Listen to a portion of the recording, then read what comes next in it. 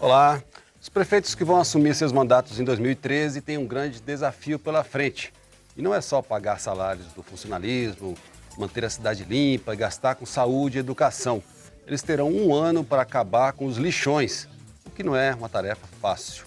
O fim dos lixões está previsto na lei que criou a Política Nacional de Resíduos Sólidos. E não é só isso, não. Até para receber dinheiro do governo para implementar essas medidas, é preciso que o prefeito elabore um projeto. E só 10% dos municípios fizeram isso até agora. O desafio das prefeituras na área de saneamento é o tema do Expressão Nacional de hoje, transmitido ao vivo pela TV Câmara e pela Rádio Câmara. Nós vamos debater o assunto com os seguintes convidados: o deputado Manuel Júnior, ex-presidente da Comissão de Desenvolvimento Urbano da Câmara; Silvano Silvério Costa, diretor do Departamento de Ambiente Urbano do Ministério do Meio Ambiente; Jair Souto, que é presidente da Associação dos Municípios do Amazonas; e Gustavo Ludemann, do Instituto de Pesquisa Econômica Aplicada, o IPEA. Bom, começar perguntando para o deputado Manuel Júnior. Deputado, esses prazos previstos na lei que criou a Política Nacional de Resíduos Sólidos, eles têm como ser cumpridos pelo município? O senhor acha que um ano para acabar com os lixões é um desafio grande demais para os prefeitos que vão assumir seus mandatos agora em janeiro? Olha, essa foi a nossa grande preocupação quando idealizamos na comissão seminários regionais para sensibilizar os colegas municipalistas, prefeitos, vereadores a debater o tema e apressar esse rito, até porque nós temos prazos a cumprir. Eu fui prefeito 3 vezes de um município pequeno do estado da Paraíba e tenho absoluta convicção que vai ser praticamente impossível 100% dos municípios, até a data que está prevista na legislação, atingir aquilo que está posto na lei. Por isso eu queria perguntar para o Jair Souto, que é da Associação dos Municípios do Amazonas. O Amazonas está bastante adiantado, os municípios amazonenses estão bastante adiantados nessa área. Queria que você contasse para a gente qual foi o segredo e quanto tempo demorou esse processo, como é que vocês conseguiram fazer com que tivesse já tão adiantado a elaboração dos projetos e a viabilidade do financiamento desse setor.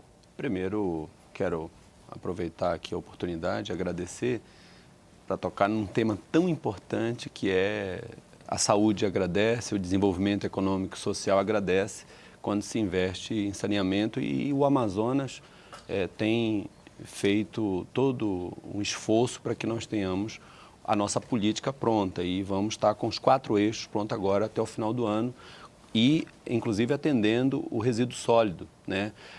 Foi mobilizar as prefeituras, os prefeitos. É importante que eles tomem para si a responsabilidade do resíduo, da água, do lixo, enfim. E precisávamos buscar o financiamento. O governo do estado e as prefeituras, nós conseguimos o financiamento. Posteriormente, trabalhamos... O financiamento foi do governo federal? Não. Município e governo do estado. O governo do estado, no caso lá, em média, nós gastamos R$50 mil por plano. E o governo do estado entrou com R$1 milhão através da Secretaria de Desenvolvimento Ambiental lá, e as prefeituras, ambos entraram com R$1.800.000. Nós colocamos num fundo R$1.800.000. Quer dizer, toda a mobilização, diagnóstico e o prognóstico. Portanto, nós estamos com um plano pronto, agora trabalhando com o governo federal para criar uma mesa federativa para executar esses planos, dentre eles o resíduo sólido, que me parece ser o prioritário. Eu queria ouvir do Silvano Silvério, do Ministério do Meio Ambiente. Esses planos que os prefeitos têm que apresentar, eles podem custar até, pelo que a gente ouve falar, uns R$300 mil, dependendo do tamanho do município. Só 10% dos municípios apresentaram esses planos ao Ministério e, se não me engano, algo em torno de metade ainda nem começou.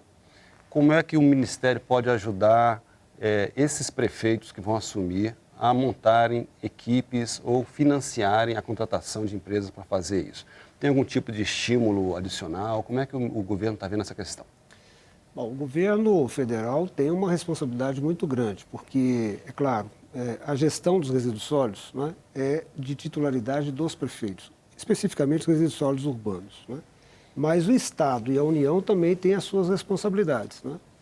A Política Nacional de Resíduos ela é relativamente nova, ela é de 2010. Agora, veja, é uma política que ela é de um ano e a regulamentação da política é do mesmo ano. A lei ela foi sancionada dia 2 de agosto de 2010 e o decreto que regulamentou a lei é de 23 de dezembro de 2010. Isso o governo fez para demonstrar o que é de responsabilidade dele e ele botar, de fato, prioridade. De lá para cá, o governo vem fazendo um conjunto de ações importantes para dar prioridade à política. Não só o Ministério do Meio Ambiente, que é o coordenador da política. Mas no dia 25 de junho, nós já estávamos discutindo o Plano Nacional de Resíduos Sólidos, que foi um grande debate nacional, e nós tivemos a possibilidade de, já no ano de 2011, né, começar um processo de abrir um edital e disponibilizar para os prefeitos que quiserem acessar recursos, foi até utilizando uma verba da Comissão de Desenvolvimento Urbano, que o deputado era, inclusive, presidente à época, né? Nós aportamos 42 milhões de reais para apoiar aqueles municípios que queriam elaborar os seus planos. Foi em 2011. Né? Aquela época, em torno de 300 municípios, né, não eles contrataram diretamente, os estados aportaram recursos para elaborar os planos intermunicipais, né, que, ao nosso ver, é uma das melhores formas de você apoiar os municípios a elaborar os seus planos, porque individualmente fica muito caro. A gente estima que dá ordem de R$ 1 bilhão para elaborar os planos de forma individualizada. Né? Os municípios podem se juntar, por exemplo, em consórcios para elaborar isso? Essa é a grande possibilidade, porque o decreto que regulamentou a lei fala que o plano intermunicipal substitui os planos municipais. Como eu falei anteriormente, R$ 1 bilhão para elaborar o plano de resíduos de todos os municípios brasileiros, em torno de 5.500. Você pega o caso de Minas Gerais, em torno de 900 municípios, né? Nós apoiamos um estudo de regionalização, o Estado de Minas vai elaborar 51 planos intermunicipais. Isso reduz muito o custo de elaboração dos planos. Então, o Ministério do Meio Ambiente elaborou um guia para permitir os municípios a capacitarem, porque o plano é relativamente novo, e não é só de resíduos sólidos urbanos, pega todos os resíduos sólidos. O Ministério elaborou um guia, uma espécie de uma cartilha, está capacitando os gestores municipais, a consultoria, universidades. Nós já fizemos um estudo, um ensino à distância, que já capacitou 2.200 gestores e agora vamos chegar a 3.000 gestores municipais. Isso é uma possibilidade dos municípios elaborarem os seus planos. Gustavo Luderman, você que é economista, né, do IPEA, qual a sua área? Qual é a sua área de atuação? A sua área de atuação no IPEA é qual? A gente trabalha na coordenação de estudos em sustentabilidade ambiental e nós trabalhamos com resíduos ultimamente, principalmente sob demanda, né, da secretaria em que trabalha o Silvano. Nos estudos que vocês elaboraram, está demonstrada a viabilidade para que os municípios implementem realmente essa política e elaborem seus planos? Ou vocês têm apontaram alguma alternativa de financiamento para esse tipo de estudo? Ou que tipo de recurso poderia vir para os municípios poderem cumprir o que está determinado na legislação? Nós fizemos um apanhado do que existe, né, de dados em relação a resíduos sólidos nos municípios brasileiros. E o que a gente obteve, primeiro, é que, na verdade, há uma falta de dados, a gente precisa de uma coleta de dados mais sistematizada, isso é uma coisa importante até para elaborar os próximos planos, né? Nós temos um plano nacional elaborado agora, mas desde o nível municipal há uma falta de dados. Muitas vezes a gente recorre, inclusive, a dados coletados pela iniciativa privada para poder ter alguma resposta. Mas o que a gente vê é que o Brasil também é muito desigual, né? Isso é uma coisa... E a gente sabe que existe um custo que é dependente da escala da geração de resíduos também, né? Para se tornar minimamente viável, se ter um aterro sanitário funcionando da maneira mais correta, você precisa de um mínimo de volume de resíduo para que isso seja financiável, né? Assim, digamos assim. E a solução que o Silvano aponta em relação aos consórcios, acho que realmente em muitas localidades, né? Lógico que isso depende da distância, toda a logística precisa ser compatível. A viabilidade que você menciona é a viabilidade econômica do aterro? Viabilidade econômica é um pouco perigoso porque parece que você vai tirar, normalmente, viabilidade econômica você compara com a taxa TIR e tal, não é, mas a viabilidade de ter um custo razoável, né, pensando nas prioridades que cada município tem em relação a vencer pobreza, vencer fome, né, cada município tem suas prioridades, a gente não pode avançar com a questão dos resíduos muito além de uma certa quantia por unidade da federação. E tendo em vista, então, esse princípio da razoabilidade, né, a gente percebe que tem municípios que não seria razoável você investir tanto... Existe alguma estimativa de custos para que seja implantado um aterro sanitário nos moldes exigidos pela legislação? Existem. Talvez o Silvano saiba isso de cabeça, eu não sei. Depende do porte do município. Pois é, um município, sei lá, 100 mil habitantes, por exemplo, você tem a gente tem uma ideia? Posso poder contribuir? comparar? Claro. Nós tivemos um estudo, uma consultoria que o Ministério fez, que ele é mais ou menos uma curva, né? Na medida que se aumenta a população, na verdade, assim, quando você tem uma população muito baixa, o custo unitário é muito alto para elaborar para implantar um aterro e para operar também. Na medida que se aumenta a população, esse custo unitário vai reduzindo. Esse é um motivo que leva à necessidade de você juntar municípios para fazer uma infraestrutura. Por quê? O custo é mais ou menos assim, para 1.000 habitantes, vou dar um exemplo aqui, o custo por habitante é da ordem de R$ 450 por habitante. Por ano? Como é que é? Não, o custo de implantação. Para implantação do aterro. Então, para você implantar um aterro de 1.000 habitantes, é da ordem de R$ 450 por cada habitante. Quando você passa de 100 mil habitantes, esse custo vai decrescendo e ele fica constante. É da ordem de R$ 24 por habitante. Então, para você implantar um aterro sanitário na cidade para 100 mil habitantes, custa da ordem de 2 milhões e 400. Para você implantar 2 aterros de 50 mil habitantes, que corresponde a 100 mil habitantes, já fica da ordem de 3 milhões e 800 praticamente. Então, 2 aterros de 50 mil habitantes perfazem 100 mil habitantes. E o custo de implantação de um aterro de 100 mil habitantes é quase que metade do custo de 2 cidades de 50 mil habitantes. O que pode permitir que a implantação de um aterro é muito barata para quando você aumenta a escala, né? E o custo de implantação não é só o problema, porque a operação é em torno de 1/3 do custo que você implanta no aterro. Por isso que leva à necessidade dessa... Não é uma coisa barata, né? Não, é caro, mas não é tão Eu quero até entrar nesse tema Deputado também, Manuel Júnior, por favor. Porque na nossa Conferência das Cidades, o ano passado, o Silvano participou, o Jair também, nós tivemos algumas experiências exitosas de custo baixo. O município do Paraná, de cerca de 25 mil habitantes, entre a operação reciclagem, né, toda a população foi capacitada, treinada, educada para contribuir com a questão da reciclagem. A prefeitura tinha apenas disponível um servidor, que era o motorista do caminhão, e atrás do caminhão compactador vinha uma carroça grande para coleta seletiva do material seco, né? E o aterrozinho sanitário custou à edilidade, né, um aterro, obviamente, para atender só aquele município, cerca de 250 a 300 mil reais, com tecnologia de ponta, correta, né, com custo baixíssimo. E o que chegava ao aterro sanitário, que é mais importante, porque a vida útil do aterro depende justamente da sua operação. Muitas vezes você não tem coleta seletiva, você joga tudo no aterro sanitário, o aterro que tinha vida de 30 anos ou de 20 anos, com 5, 10 anos, lá está o aterro se transformando no lixão. E nesse município especificamente, que foi um dos municípios que apresentou como experiência exitosa, o prefeito depositava no aterro apenas 12% daquilo que ele recolhia, né, do material de resíduos sólidos que ele operava na sua cidade, uma cidade de 25 mil habitantes. Agora, obviamente, no custo operacional, o Silvano tem toda a razão. Na medida em que a população se eleva a ser atendida, baixa os custos operacionais. Eu tenho a curiosidade de perguntar para o Jair, que é da Associação dos Municípios do Amazonas, justamente em relação à questão dos custos. Porque os municípios amazonenses, por exemplo, eles não, tirando Manaus e algumas outras cidades, elas não têm assim, muito... Integração.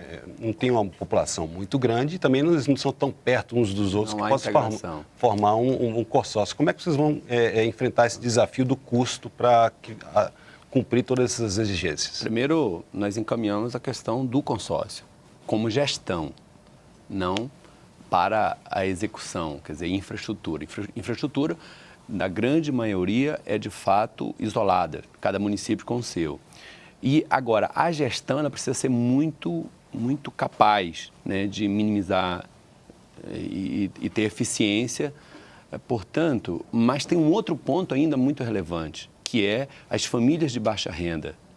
E nós estamos propondo, e que surgiu do seminário, de um grande seminário que nós fizemos também lá, um fundo nacional para as famílias de rendas baixas, por exemplo, que estão no Bolsa Família.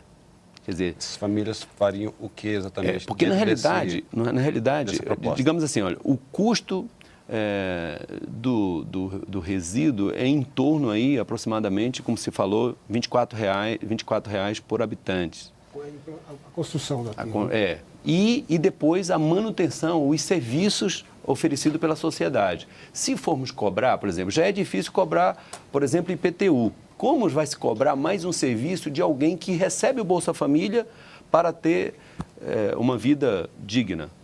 Então, nós precisamos, quer dizer, o governo federal, o governo estadual, uma estratégia para que possamos manter os serviços que consideramos como, de fato, um fundo nacional para que essas prefeituras possam prestar esses serviços de qualidade, né, e a sociedade ter esse serviço. Então, nós caminhamos nessa linha. Por exemplo, no caso do Amazonas e as cidades, nós precisamos de R$ 200 milhões para implementar os projetos, a política. No caso de resíduos sólidos. Da onde viriam esses recursos? Pois é. Como virão esses recursos? E aí nós vamos trabalhar exatamente com uma mesa federativa. Nós estamos também propondo para que nós possamos trabalhar governo federal, governo estadual e os municípios do Amazonas com uma mesa para realmente debater todos os gargalos, problemáticas que poderão vir, que desde da gestão, financiamento, enfim. Existe no orçamento do ano que vem recurso para esse tipo de ação? Existe.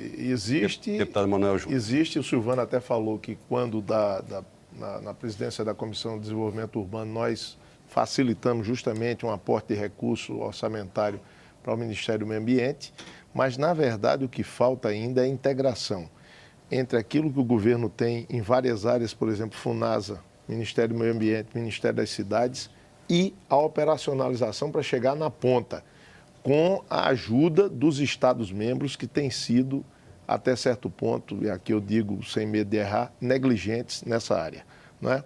Os Estados-membros têm uma responsabilidade fundamental de aporte de material humano, de tecnologia, para justamente amparar. A União está distante, a União pode entrar, inclusive, com recursos, aportes de recursos maiores, mas os Estados-membros precisam chegar na ponta para dar o apoio técnico aos municípios. Queria perguntar para o Gustavo Ludemann, do IPEA, diante dessa questão dos custos, dos investimentos, dos recursos orçamentários, você acha que essa questão dos resíduos sólidos, ela tem alguma possibilidade de atrair interesse, por exemplo, de empresas privadas para que invistam também nesse setor, já que o resíduo sólido pode ser também uma fonte de lucro? Sim, na verdade sempre atraiu porque como nós estamos mencionando aqui, alguma coisa de custo alto, então existem, obviamente, as terceirizadas que trabalham com a questão da gestão de resíduos sólidos, mas tem esse lado também vamos dizer assim, agora, logística reversa no mais lato sensu, não naquele que a gente quer chegar, né, dos materiais voltarem ao ciclo produtivo. Ou seja, voltar para a indústria, né? Voltar para a indústria. Aí há um interesse grande, não só porque isso pode e deve ser lucrativo, mas também porque as empresas sentem que elas têm cada vez mais responsabilidade social sobre isso e porque a própria lei determina agora que há uma responsabilidade compartilhada entre todos os elos da cadeia, né? Da extração da matéria-prima, do consumo final, da disposição daqueles materiais ou a volta deles ao ciclo produtivo, né? Existe uma responsabilidade entre todos os agentes aí, compartilhada, que a lei define e talvez muita coisa ainda precisa Mas ser... o Brasil ainda está um pouco atrasado nessa área, né? Até mesmo os grandes centros urbanos poderiam ser melhor aproveitar essa questão dos resíduos, né? Eu acho que assim, um bom exemplo, esse do Paraná que o deputado mencionou, ele é interessante porque ele sai um pouquinho, acho que essa estimativa do custo que o Ministério tem, ele é assim, considerando a tecnologia comum, né, o business as usual. Mas, obviamente, a gente, alterando a qualidade do resíduo, a disposição dele também vai mudar de preço. Se a gente, por exemplo, conseguisse aproveitar melhor os resíduos orgânicos, a gente certamente teria menos chorume, teria menos gases de aterro, enfim, toda a manutenção, enfim, praticamente nada precisaria ser aterrado se tudo funcionasse idealmente. Os materiais voltariam ao ciclo produtivo, né? A gente empregaria com isso também uma mão de obra que hoje trabalha em condição bastante precária, né? Insalubre, que são os catadores de material reciclável, que são... Eu quero perguntar isso para você daqui a pouco, porque eu sei que o IPEA fez também uma pesquisa a respeito dessa questão dos catadores. Eu queria perguntar para você no segundo bloco a respeito desse assunto, porque a gente pode entrar exatamente, porque é uma maneira também de você dar uma ocupação e uma fonte de renda para uma grande parte da população que vive em torno, né, do lixo. Lembrando que os operadores da área de resíduos sólidos já somam mais de 310 mil brasileiros, o que representa aí, diretamente e indiretamente, mais de 1 milhão de brasileiros envolvidos na questão do resíduo sólido. Antes de acabar esse bloco, eu queria só fazer uma pergunta, que começa a chegar já perguntas de várias partes do Brasil aqui no nosso programa. Eu quero fazer uma pergunta para o Silvano Silvério, que é do Ministério do Meio Ambiente. Quem enviou foi o José Natélcio de Oliveira, que é lá de Caruaru, Pernambuco. Ele pergunta o seguinte: qual o prazo que os prefeitos têm para acabar com os resíduos sólidos nas cidades e nas zonas rurais? E qual o órgão competente para realizar essa fiscalização? Rapidinho, antes da gente ir para o intervalo. Bom, na verdade, o prazo da lei é o prazo para acabar com os lixões do Brasil. Esse é o prazo que a lei determina. A lei fala lá que 4 anos depois da lei aprovada, os rejeitos, e é bom diferenciar rejeitos de resíduos, a lei diferencia, né? Então, pela lei, rejeito é tudo aquilo que não tem possibilidade de reciclar ou reutilizar. E a lei fala que esses rejeitos devem ser dispostos em aterros sanitários. Então, ela fala que 4 anos depois da lei aprovada. O que os prefeitos têm que trabalhar, né? Eles têm que trabalhar, por um lado, para fazer a disposição desses rejeitos da forma adequada em aterro, por um lado, e, por outro lado, implantar programas de coleta seletiva, né? Que daí é uma vergonha nacional, né? Em torno de 12% dos resíduos são reciclados, que é produzido. Em compensação, o que via coleta seletiva, em torno de 1% só é o que as prefeituras conseguem retirar dos aterros, dos lixões. Então, o papel do município, no caso, a resposta para o telespectador, é eliminar os lixões, né? Implantamos aterro sanitário e implantar programas de coleta seletiva que possam desviar desse aterro sanitário os resíduos. Até o dia 2 de agosto de 2014. Daqui a pouco a gente vai discutir o resto. Nós vamos agora para um pequeno intervalo.